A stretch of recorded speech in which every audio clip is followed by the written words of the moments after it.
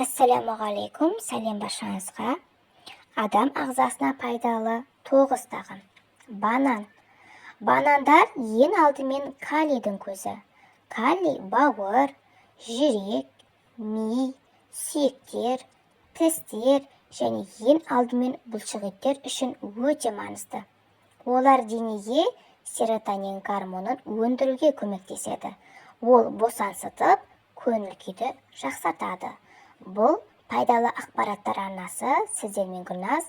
Егер де мен арнама тіркелмесеңіз тіркеліп, лайк басып, қоңырауша белгісін басып кетуді ұмытпаңыздар. Авокадо. Ең жоғары калориялы жеміс. Теріге пайдалы әсер ететін, нәрлендіретін майларға, сондай-ақ А және Е сияқты дәрумендердің көп мөлшеріне бай.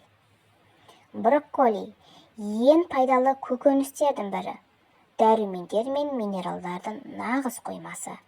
Жүрек тамыр және рак аурулардың қаупін азайтады. Кальцийге өте бай. 100 граммға 47 миллиграмм. Қарақұмық. В, Е дәрумендерінің және минералды компоненттердің мөлшері басқа дәнді дақылдарға қарағанда 1,5-3 есе жоғары. Маңызды амин қышқылдарының мазмұны бойынша қарақұмық ақуызы жануарлардан алынатын өнімдерге жақын.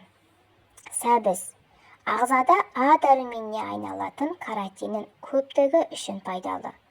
Бұл көкөністе каротиннен басқа С, В, Д, Е дәрумендері, минералдар және әртүрлі микроэлементтер бар.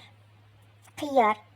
Ас қорытуды ынталандырады, ішектерді тазартады, су-тұз балансын қалыпқа келтіреді, теріні тазартады, метаболизмді ынталандырады. В және С витаминдеріне бай. Апельсин. Апельсин шырыны дененің барлық функцияларын белсендіреді, зат алмасуды жақсартады және сергітетін әсерге де ие. Ол орталық жүйке жүйесінің қызметіне пайдалы әсер етеді. Шөлді жақсы басады. Бұршақ.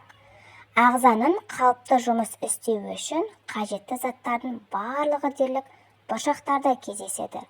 Мысалы, бұршақтың саны ет пен балыққа жақын.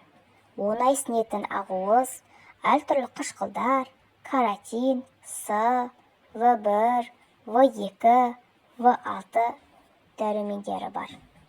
Тәтті шие. Бауыр мен бүйректің жұмысын ынталандырады, қан айналымын жақсартады. Құрамында адамға әсер ететін дәрумендер бар. Егер де менің видеом сіздерге ұнаса, арнама тіркеліп кетуді ұмытпаңыздар. Менімен бірге соңына дейін болғандарыңызға рахмет. Сіздермен болған мен Гүлназ.